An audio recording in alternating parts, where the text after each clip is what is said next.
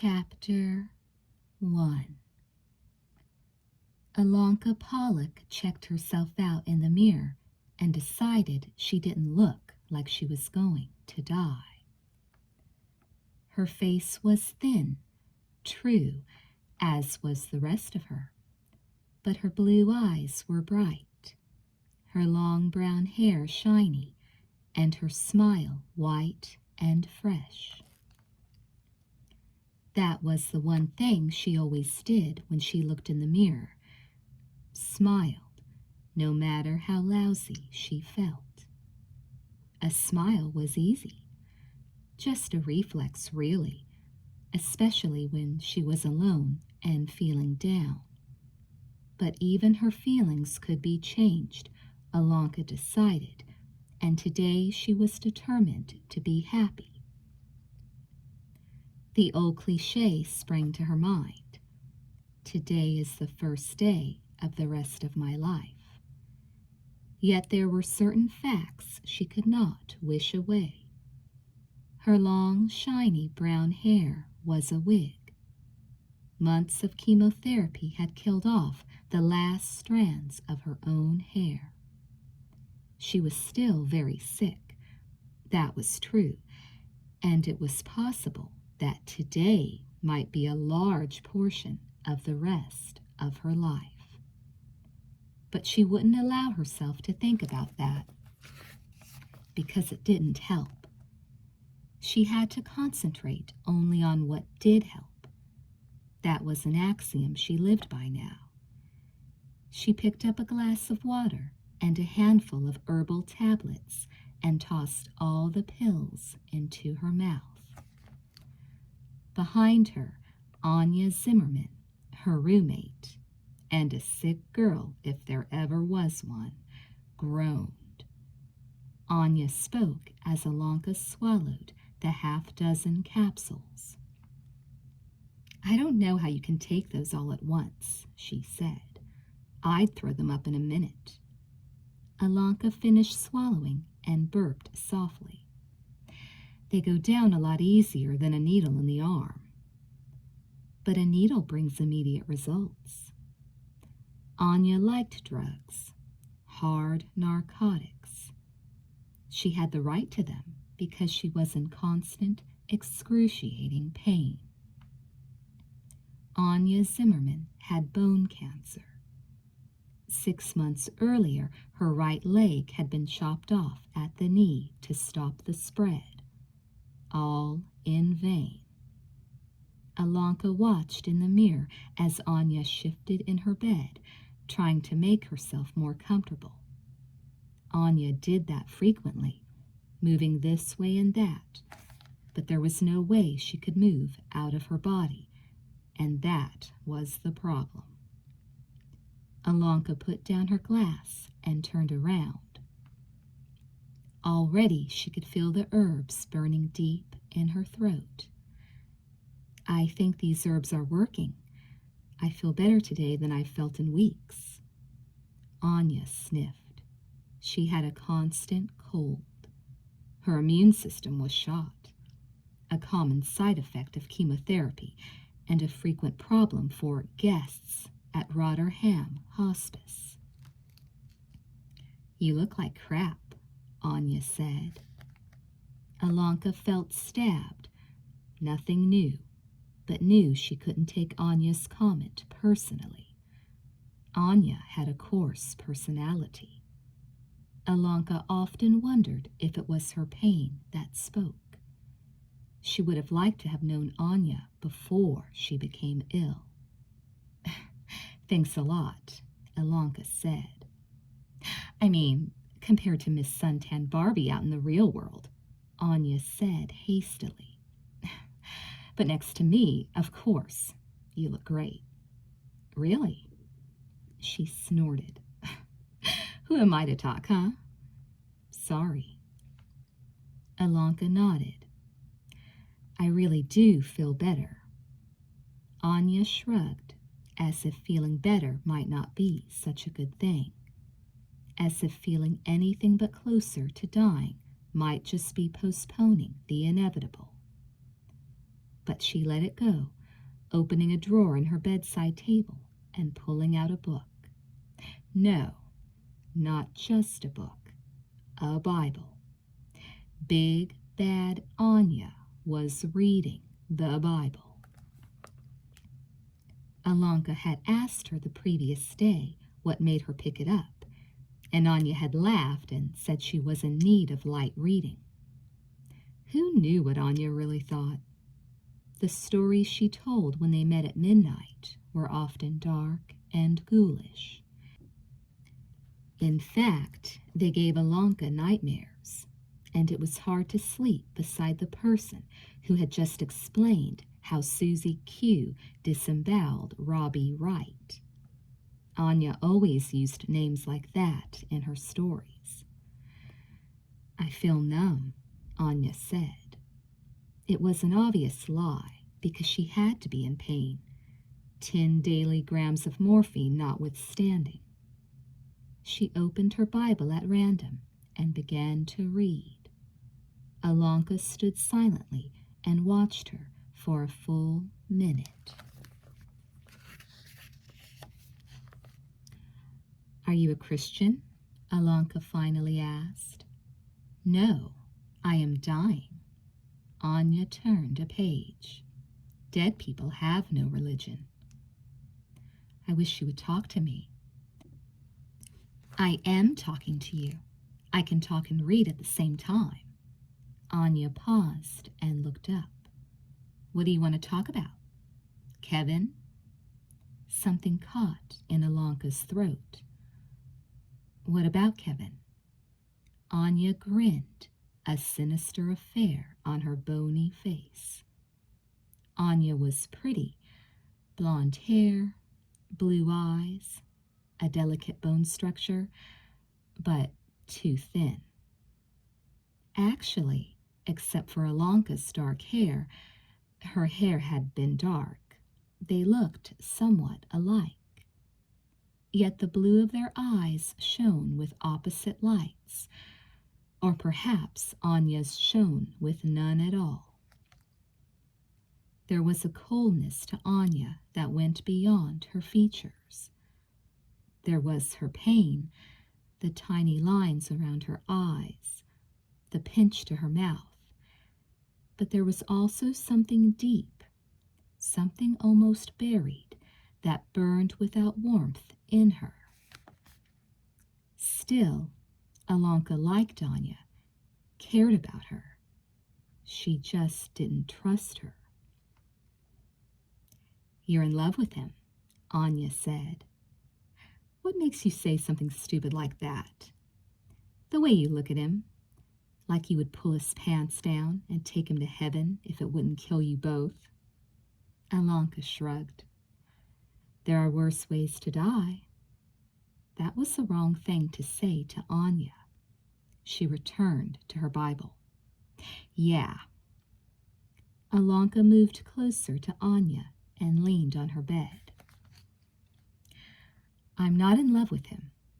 I'm in no position to be in love with anyone. Anya nodded and grunted. I don't want you saying things like that, especially to him.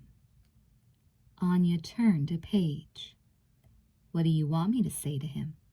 Nothing. What will you say to him?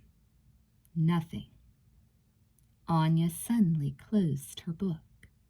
Her cold eyes blazed at Alanka. Or maybe, suddenly, they weren't so cold. You told me you wanted to talk, Alanka. I assumed you wanted to discuss something more important than needles and herbs. You live in denial, which is bad, but it's much worse to die that way. You love Kevin. Any fool can see it. The whole group knows. Why don't you tell him? Alanka was stunned, but she tried to act cool. He's part of the group. He must know. He's as stupid as you are. He doesn't know. Tell him. Tell him what? He has a girlfriend. His girlfriend is an imbecile. You say that about a lot of people, Anya. It's true about a lot of people. Anya shrugged and turned away. Whatever you want. I don't care. It's not as if it's going to matter 100 years from now, or even in 100 days. Alonka sounded hurt, what she was. Are my feelings so obvious? Anya stared out the window. No, I take back what I said. The group doesn't know anything. They're all imbeciles. I'm the only one who knows. How did you know? When Anya didn't answer, Alonka moved closer still and sat on the bed near Anya's severed leg. The stump was covered with a thick, white bandage.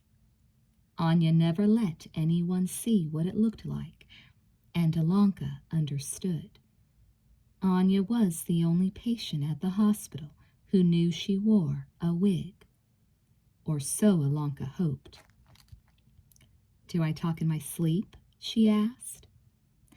No, Anya said, still focusing out the window. You're psychic then? No. You were in love once? Anya trembled but stopped quickly. She turned back to Alonka. Her eyes were calm again, or maybe just cold. Who would love me, Alonka? I'm missing too many body parts. She reached for her Bible and spoke in dismissal. Better hurry and catch Kevin before Kathy gets here. She's coming today, you know. Visitor's Day. Alonka stood up, feeling sad, despite her recent vow to be happy. I know what day it is, she muttered, and left the room. Rotterham Hospice did not look like a hospital or hospice, inside or outside. Until 10 years before, it had been an oil tycoon's seaside mansion. Located in Washington State, near the Canadian border, it overlooked a rough stretch of coastline where the hard blue water was always as cold as December and crashed as white foam on jagged rocks that waited with stern patience to punish any would-be swimmers. Alonka could hear the roar of the surf from her bedroom window and often dreamed of it, both pleasant and disturbing dreams. Sometimes the waves would lift her up and carry her out on peaceful waters to fantasy lands where she and Kevin could walk side by side in healthy bodies. Or else the cold foam would grab her and impale her on the rocks, her body split in two, and the fish feeding on what remained. Yeah, she blamed Anya for those dreams as well.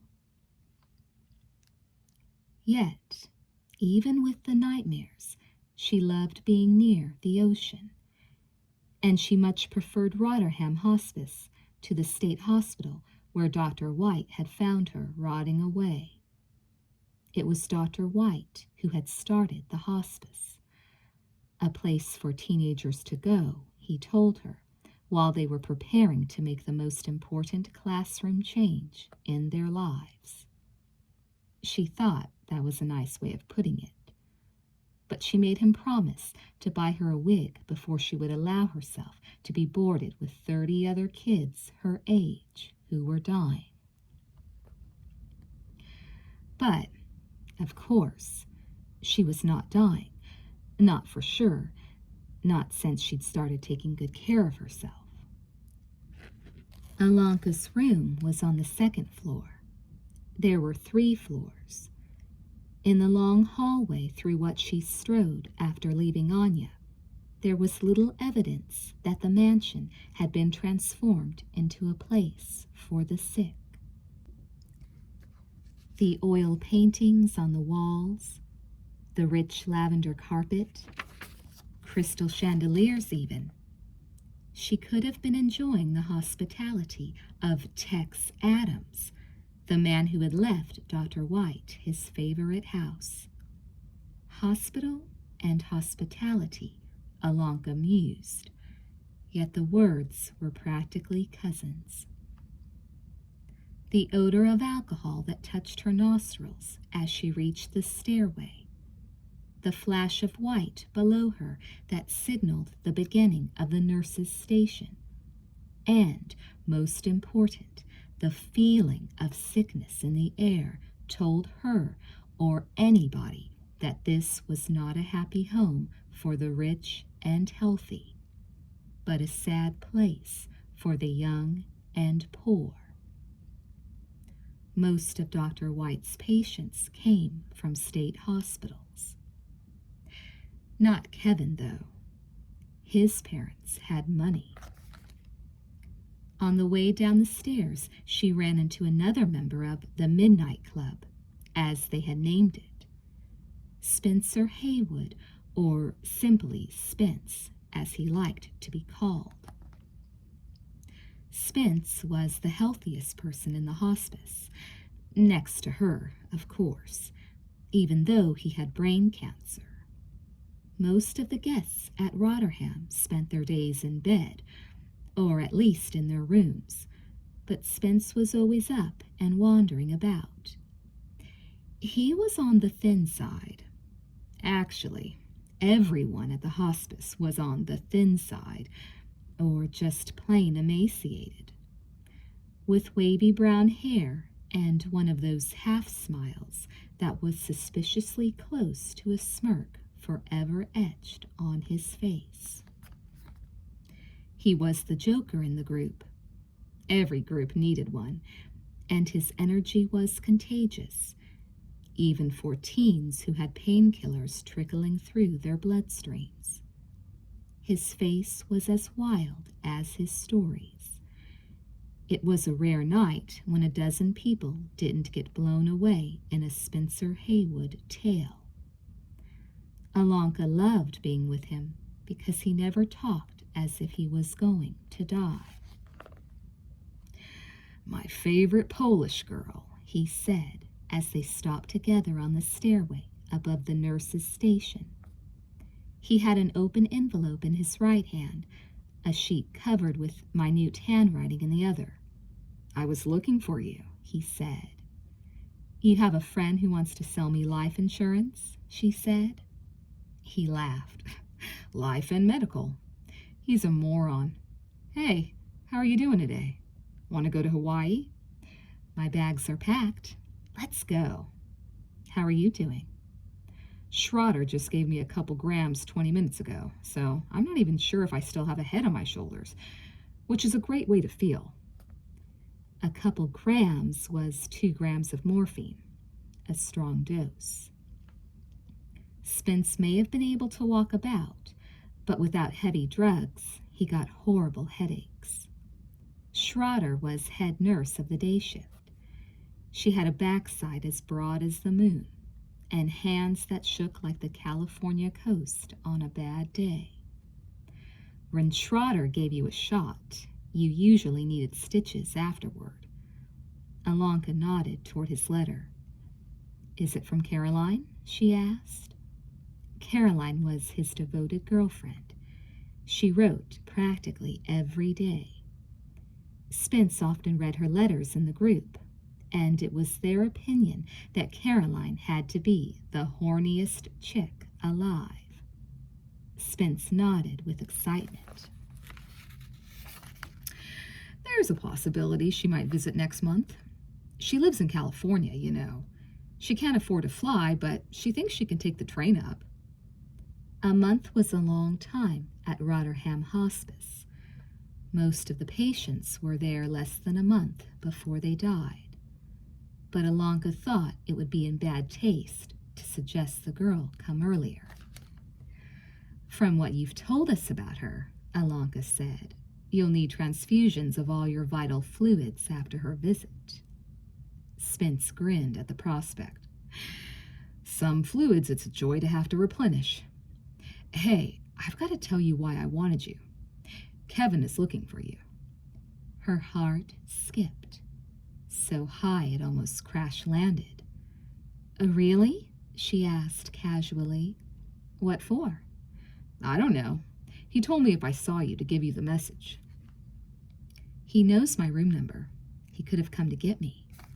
I don't think he's feeling very good today, Spence said. Oh. Kevin had not looked well the previous night. He had leukemia and had fallen out of remission 3 times, which was all the doctors said was allowed. 3 strikes, and you were out. Yet, like herself, she couldn't imagine Kevin dying. Not her Kevin. I'll stop at his room and see what he wants, she said. You might want to wait till later, Spence said. I think his girlfriend is there now. You know Kathy? Now her heart did crash land. I know Kathy, she muttered. Spence noted her change of tone. Anya was wrong. No one in the Midnight Club was an idiot, especially not Spence. She's an airhead, don't you think? He asked. She's a cheerleader. I don't think the two are always synonymous, Alanka shrugged. She's pretty. Not as pretty as you. That goes without saying. She paused. Will you be there tonight? Like I have a dozen other pressing engagements. Yeah, I have a killer story ready for our meeting. You'll love it. It's completely disgusting. How about you? Alanka continued to think of Kevin, of Kathy, and of herself. I have a story to tell, she said softly. They bid each other farewell, and Alanka continued on her way. But when she reached the bottom of the stairs, she turned away from the nurse's station because Schroeder would get on her case about taking something stronger. All Alanka used to control her pain was Tylenol 3, a combination of Tylenol and codeine, lightweight stuff compared to what the others were swallowing. Alanka did have pain almost continuously, a burning in her lower abdomen, a cramping. She felt a cramp forming as she strode toward Kevin's bedroom, thinking what it would be like to see him with her. But Kevin wasn't in the room he shared with Spence. There was nothing of him in there except 6 of his paintings, science fiction scenes of star systems in collapse and ringed planets spinning through jeweled nebula. Kevin's work was good enough to be on the covers of the best science fiction novels. Easy. Alanka didn't know if he painted anything since he had come to Rotterham. She didn't know if he had brought his paints or even a sketch pad. Kevin didn't talk much about his art, although all the others agreed he was a genius. There was one painting of his, a blue star set in a misty star field, that caught her attention. It had done so in the past as well, the few times she had come to his room. And it was odd because it was the simplest of his works, and yet it filled her with what? She wasn't even sure what the emotion was. Hope, maybe? The star shone so enchantingly blue, as if he had painted it not with oil, but with light itself. Alanka left Kevin's and headed for the waiting room located near the entrance of Rotterham, knowing she was making a mistake, but unable to stop herself. She didn't want to see Kathy. The very thought of the meeting made her ill, and yet she felt compelled to face the girl again, as if to see why Kevin preferred the cheerleader to her. Of course, the comparison was ridiculous. Apples to oranges. Kathy was healthy and beautiful. Alanka was sick and, well, beautiful too. Really, Alanka thought, Kevin was a fool. She didn't know why she loved him so. Yet she did know why. She thought she did. It had to do with the past, the ancient past. Alonka found Kathy sitting alone in the waiting room. The girl could have been cut out from the summer casual wear section of the paper, even dressed in warm clothes.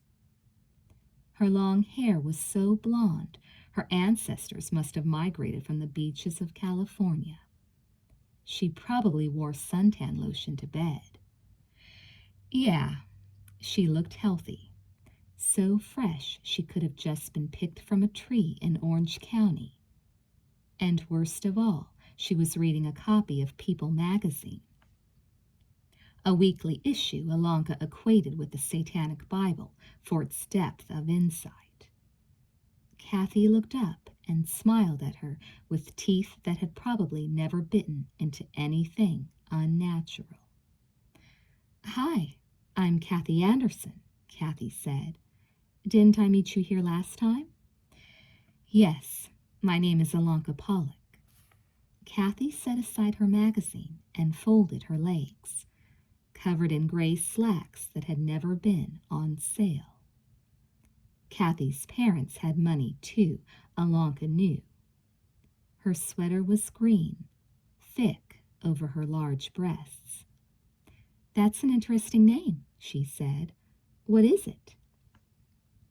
"Alonka is Hungarian, but my mother and father were Polish." "Were you born in Poland?" "Yes." Kathy nodded. "I thought you had an accent." "I left Poland when I was 8 months old." Her comment was designed to make Kathy feel stupid, but the girl was so unaware she didn't notice. Also, Alonka had been told by others that she did have an accent. Understandable, since her mother had mainly spoken Polish at home before she had died. Alonka had never known her father. He had disappeared before she left Poland. "Where did you grow up?" Kathy asked. "Seattle." "You're from Portland?" "Yes, I go to the same high school as Kevin." Kathy glanced about. "Does he know I'm here?" "I think so. I can check if you'd like." "Would you please?" Kathy shivered and lost her happy face. "I have to admit this isn't my favorite place to be. I'll be glad when Kevin's better and able to come home." Alonka almost laughed, and she would have if she hadn't been so close to crying. She wanted to shout at the girl. "He isn't coming home. He's not your boyfriend. He belongs to us now. We're the only friends he really has, the only ones who understand what he is going through. He belongs to me." But she didn't say anything because Kevin would be upset. "I hope it's soon," she said, turning to leave. It was at that moment that Kevin came through the door. Seeing Kevin, even seeing him every day, it was always his eyes that drew her attention. They were brown, large and round, powerful without being intimidating. They sparkled with humor as well as intelligence. The rest of him wasn't too bad either, even though he looked terribly ill.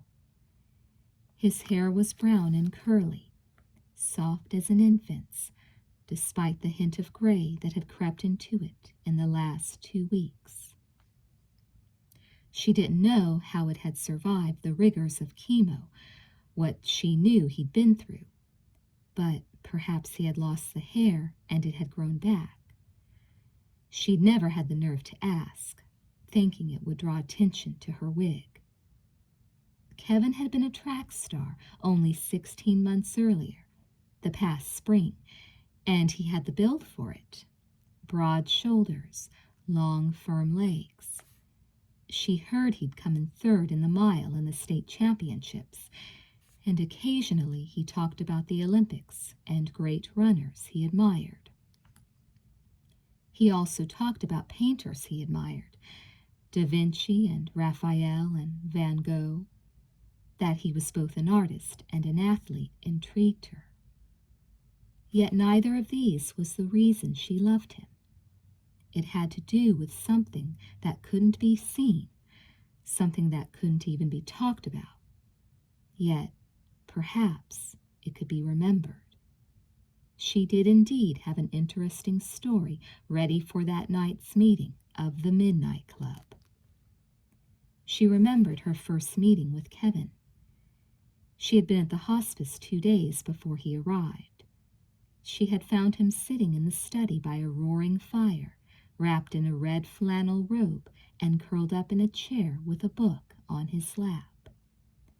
She hadn't known at the time, but with his condition, he was sensitive to the cold. Spence, who shared a room with him, often joked that Kevin must be preparing them both for the fires of hell with the temperature he kept in their room. Anyway, he looked over as she had entered the room, and she never forgot how his eyes just stuck to her face, and how hers had done the same. They must have stared at each other for a good minute before either spoke. In that minute, Alanka both found and lost something precious, a friend more dear than all the gems in all the wide world. Found because she had loved him at first sight, and lost because he was obviously a patient and was presumably going to die. He had said the first words. "Do I know you?" She had smiled. Yes. She smiled as he entered the waiting room now. He had on the same red flannel robe, his favorite, under a dark blue down coat. He had on black boots as well, and she worried that he planned to go outside. His face was gaunt, his color poor. He looked sicker than he had the previous night, and even then she was anxious when she said good night that she might not see him again. He didn't smile as he usually did when he saw her, but coughed instead. Behind her, she could hear Kathy getting up. "Alanka," he said, "what are you doing here?" "Hi, Kathy." "Kevin," Kathy said, her voice strained. It was obvious the sight of him shocked her. "I heard you were looking for me," Alanka said. "I came looking for you." He moved farther into the room, his walk unsteady. She wanted to reach out a helping hand, but didn't know how he would react, especially with Kathy so close. Kevin was, for the most part, easygoing, but she had noted on a couple of occasions that he was sensitive to embarrassment. "I wanted to talk to you about a couple of things," he said, "but we can talk later." He stepped past her and turned his attention to Kathy, and the simple act was like a sword in Alanka's side. "How was the drive up?" he asked his girlfriend. Kathy forced a grin, failing to erase the fear in her eyes. She was not a complete fool. She could see how sick he was. Alanka stood there for a moment, feeling completely unwanted. She watched as they hugged, as they kissed. Kathy took his hand and led him toward the front door.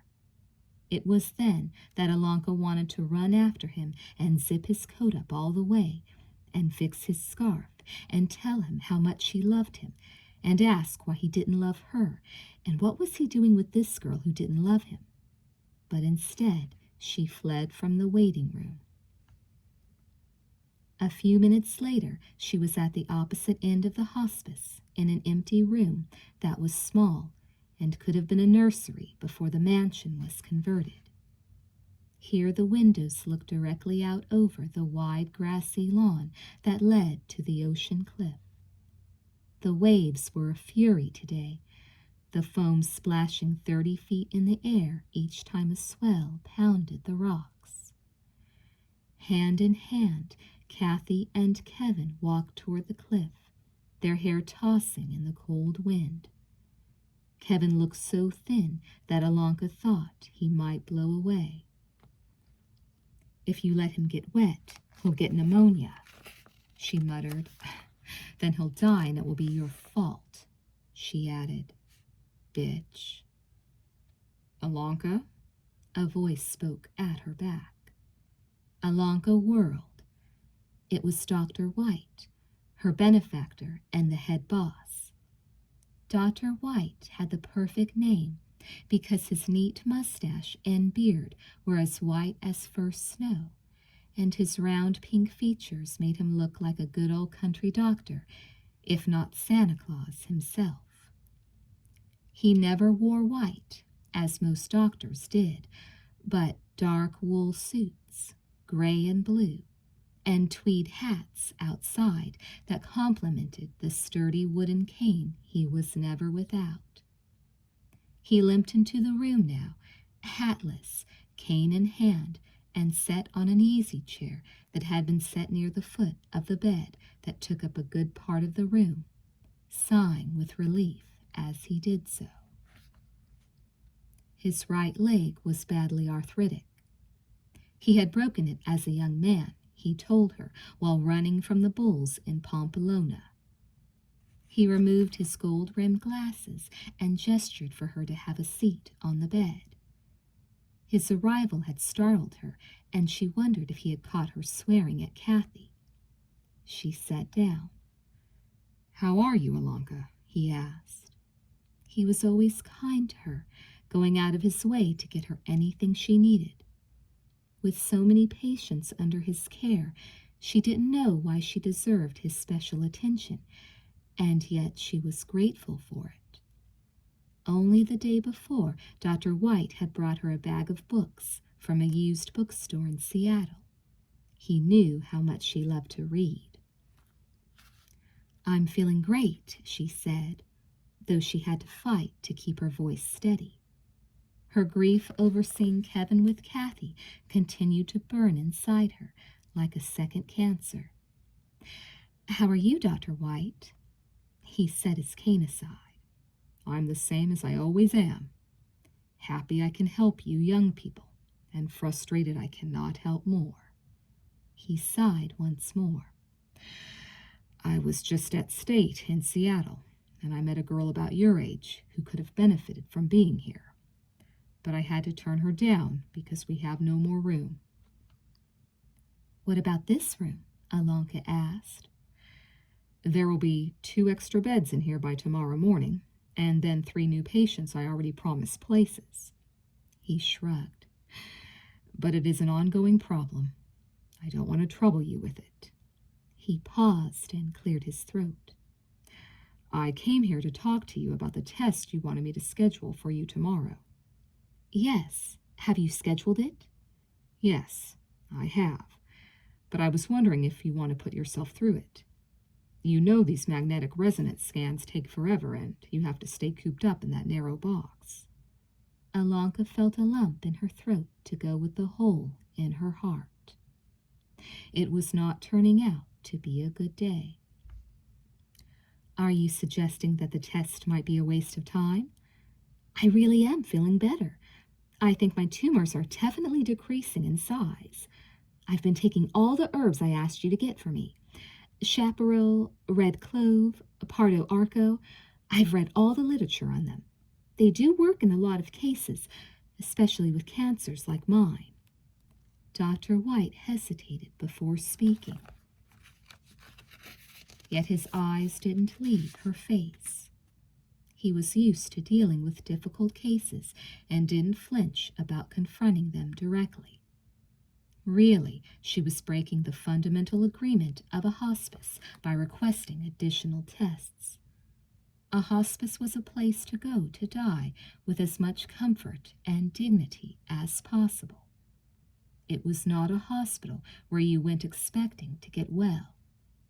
He had told her as much when he had brought her to Rotterham. "But, Alonka," he said gently, "your cancer had already spread through much of your abdomen before you started on the herbs. Now, I am not knocking natural treatments, In many cases, they have produced excellent results. But in those cases, it has almost always been when the disease is in its early stages. Almost always, she countered, not always. The human body is the most complex organism in all creation. It doesn't always behave as we expect. Yet I feel tomorrow's test will be an unnecessary hardship for you. Is the test expensive? Will you have to pay for it personally? Dr. White waved his hand. I am happy to pay for anything that will make you feel better. Money is not the issue here. Your well-being is. But how do you know that I'm not better? Only I know how I feel, and I tell you the tumors have shrunk. Dr. White nodded. Very well. Let me examine you. Now? Here? The door is closed. We are alone. I want to do a gross examination of the abdominal area. Before you came here, I could feel the tumors with my fingers. I want to see if I can feel them still. Dr. White moved to his feet. Please pull up your shirt and unbutton your pants. You can lie back on the bed as I examine you. Alonka reluctantly reached for her pants button. But this will be a superficial examination. We have to see inside me to know what's really going on. True, but at least it will give us an idea. Come, Alonka. I'm not going to hurt you. Lie down and let's see what we have. Alonka undid her pants and pulled up her shirt. She carefully eased herself back onto the bed. The strength had gone out of her stomach muscles. It hurt to flop back. Dr. White sat beside her on the bed and touched her near her belly button, his fingers spreading out, probing. His hands were warm. As always, he had the healing touch. Yet the contact made her stiffen. "Not so hard," she whispered.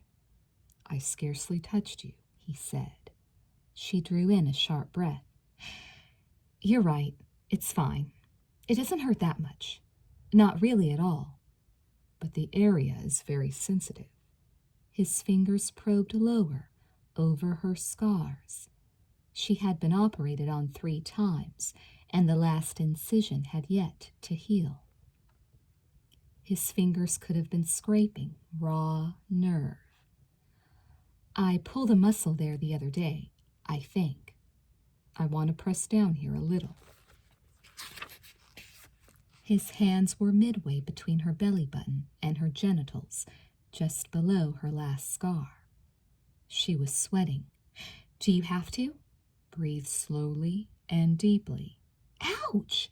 "Sorry. Did I hurt you?" "No, I'm fine. How does it feel?" "Very lumpy, very stiff." She forced a laugh as a drop of perspiration fell into her eye. "You wouldn't be any better off if they had cut into you as many times as they cut into me." Dr. White got up. "You can pull up your pants." He turned his back to her and returned to his chair, but he did not sit down. He picked up his cane instead and leaned on it. He waited while she put her clothes back together. Finally, he repeated, "The area is very sensitive."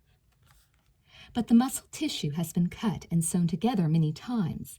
Naturally, it is sensitive. Can you really tell the difference between a lumpy muscle and a tumor?"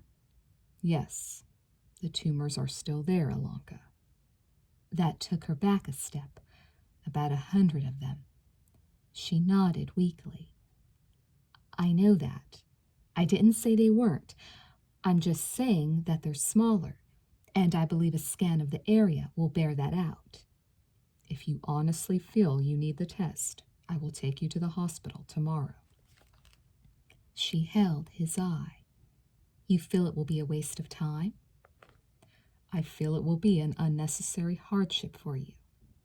"I want the test." She stared out the window. Dr. White did not respond immediately. He glanced out the window, too, in the direction Kathy and Kevin had walked. The two young lovebirds were not visible at the moment, and for that Alonka was grateful. She glanced at the doctor. There was a faraway look in his eyes. "Did I ever tell you you remind me of my daughter?" he said. "No, I didn't know you had a daughter. What's her name?" "Jessica. Jessie." He tapped his cane against his right foot, as if forcing himself to return to the present. "I'll come for you at 10 o'clock. Maybe we can go to McDonald's afterward." She didn't want to tell him that she was avoiding junk food. "Thank you. That would be wonderful." He turned. "Goodbye, Alonka." "You take care of yourself, Dr. White."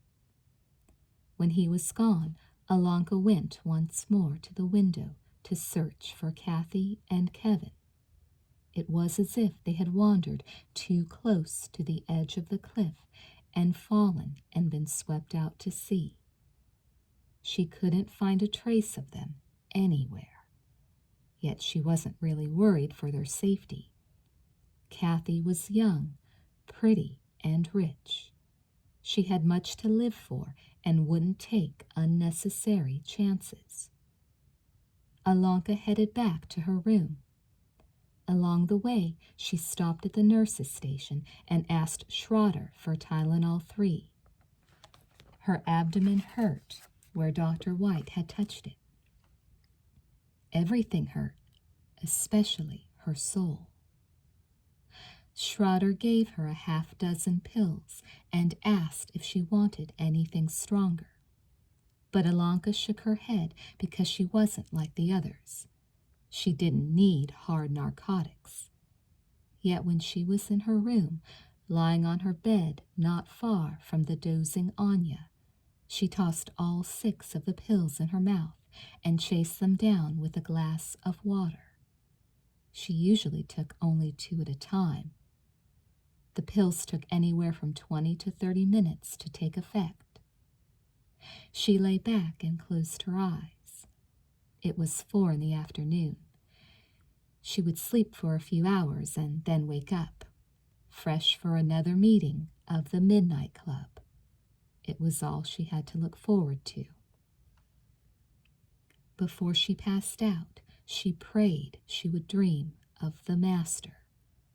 And he did come to her later and told her many things, but it was only a dream. Maybe. Chapter 2. It was Sandra Cross who awakened Alonka Pollock and not Anya Zimmerman. Alonka's first moments of consciousness were disorienting. Her room was dark and she couldn't see who was shaking her, if it was even a human being. Also, she didn't feel as if she were all the way back in her body. She was still walking beside the Nile, beside the Wise One, under the shadow of the pyramids, the sun thousands of years younger than the sun she knew. Instinctively, she slapped aside the hand on her arm. It was only then that she heard Sandra's voice. "Did you hit your mother every morning when she came to wake you for school?" Sandra asked, her shadowy form sitting back on the bed away from Alonka. She didn't sound angry. Sandra never did. "My mother never had to wake me," Alonka said, her heart racing. "I was always up before her. What time is it?" "Almost midnight. Time to rock and roll." "No. Really? God, how could I have slept so long?" Then she remembered her mouthful of pills. She sat up and pushed aside the blankets. "Where's Anya? How come she didn't get me up?" "She told the rest of us that you were sleeping so deeply she didn't want to wake you. But Kevin thought you'd be upset if you missed the meeting." Alonka smiled at the thought of Kevin's concern for her, But her smile didn't last long. She reached over and turned on the light. The glare blinded her for a moment. Then she was sitting face to face with Sandra Cross. It was traditional at Rotterham to define people by the disease they had. At least, most of them did, and Alanka was no exception, although she tried not to. Sandra had Hodgkin's, terminal to be sure, even though she looked relatively well. Indeed, Sandra was the plumpest patient in the whole mansion, which was not to say she was overweight, only not emaciated. Sandra had wavy orange hair that turned red if the light was favorable, hazel eyes that would never pass for green, freckles that didn't miss the sun, and a mouth she was forever trying to stretch with lipstick.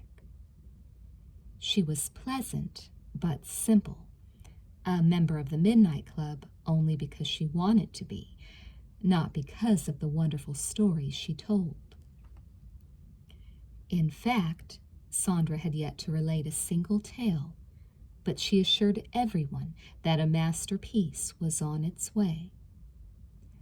Alanka had her doubts, although she didn't mind Sandra's presence in the group.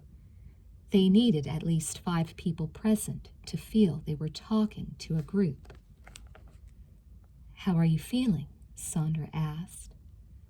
"Why is it that everybody here always asks everybody else that same question?" Sandra chuckled. "Because we all look like we need asking." "You don't." Alanka squinted at Sandra. "Why not?" "You ask that as if I've discovered a secret passageway out of here." Alanka smiled dreamily. "Wouldn't that be a wonderful story? That there existed a secret door in this place, and if you could find it and walk through it, you would come out into the real world completely well? Hey, why don't you tell that story?" Sandra seemed mildly frustrated, which was probably how she felt. "I don't have your imagination, Alanka. You're the one who should do it." "No, I think it's yours to tell." A chill touched her right then, out of nowhere, and she reached for her robe. Her window was partway open. That must be it. The night air was creeping in like a breath from the other world. She would have to watch that she didn't catch a cold. Swinging her feet onto the floor, she said, "Let's go. I don't want them starting without us."